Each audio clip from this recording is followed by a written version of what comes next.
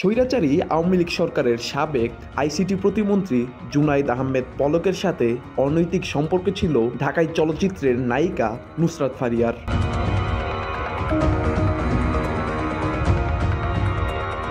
সাবেক আইসিটি প্রতিমন্ত্রী জুনাইদ আহমেদ পলকের মন খারাপ হলেই নাকি ডাক পড়ত নুসরাত ফারিয়ার। জুনাইদ আহমেদ পলকের নাকি নুসরাত ফারিয়ার ফিটনেসের উপর বিশেষ আকর্ষণ ছিল।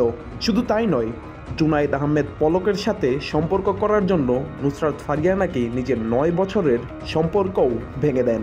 স্বৈরাচারী আওয়ামী লীগ সরকারের পতনের পর আলো আসবেই বলে একটি হোয়াটসঅ্যাপ গ্রুপের স্ক্রিনশট ফাঁস হয়। সেখান থেকে শোবিজ তারকাদের এক এক করে বেরিয়ে আসে গোপন তথ্য।